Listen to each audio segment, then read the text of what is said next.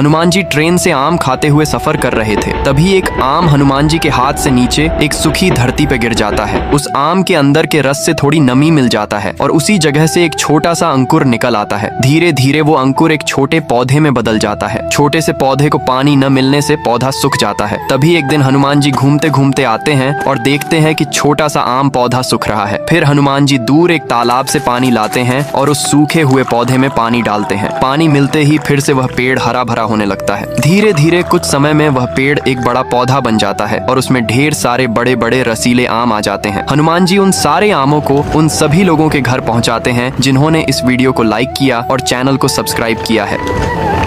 तेज ठंड में माता लक्ष्मी और गणेश भगवान दोनों टमाटर के पेड़ से ढेर सारे टमाटर तोड़ते हैं। फिर तेज ठंड में ही टमाटर के सुंदर सा घर बनाने लगते हैं। ये देख के चुड़ैल भी तेज ठंड में टमाटर के सुंदर सा घर बनाने लगती है। कुछ समय में लक्ष्मी माता और गणेश जी का सुंदर सा टमाटर का घर बन के तैयार हो जाता है। इधर चुड़ैल के भी कुछ समय में टमाटर का सुंदर सा घर बन के तैयार हो जाता है। फिर माता लक्ष्मी एक टमाटर को काटती है तो टमाटर से ढेर सारे हीरे निकलते हैं। इधर जब चुड़ैल टमाटर को काटती है तो टमाटर से ढेर सारे कीड़े निकलते हैं। अब तेज ठंड में गणेश भगवान सारे हीरे लेकर आपको देने आ रहे हैं। गणेश भगवान के लिए एक लाइक सब्सक्राइब तो बनता है।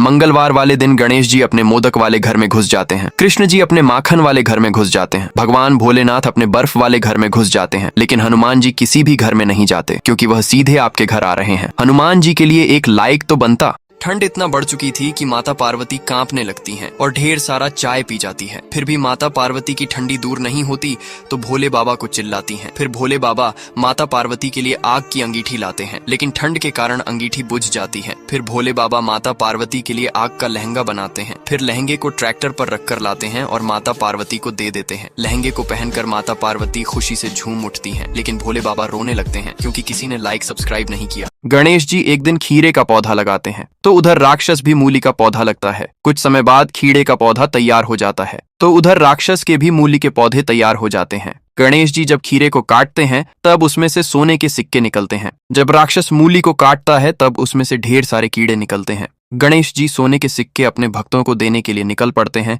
गणेश जी के लिए एक लाइक सब्सक्राइब। भोले बाबा माँ पार्वती के लिए पकवान बना रहे थे क्योंकि माँ पार्वती पिता के घर से आने वाली थी कि तभी एक असुर माँ पार्वती का रूप धारण कर वहाँ आता है और पकवानों को चुरा के रफू चक्कर हो जाता है। फिर गप्पा गप पकवान खाता है। ये देख भोले बाबा क्रोध से लाल होकर उस असुर को अपनी नानी याद दिला देते हैं। इसी बात पर लाइक सब्सक्राइब तो बनता है। एक दिन कृष्ण जी सारा मिठाई खा जाते हैं लेकिन फिर भी उनका पेट नहीं भरता तो गणेश जी को मिठाई लाने के लिए कहते हैं। कृष्ण जी की बात सुनकर गणेश जी शहर में जाते हैं और एक दुकान से बहुत सारी मिठाई खरीदते हैं। मिठाई लाकर गणेश जी कृष्ण जी को दे देते हैं जिन्हें खाकर कृष्ण जी बहुत खुश होते हैं। गणेश जी के लिए एक लाइक तो बनता है।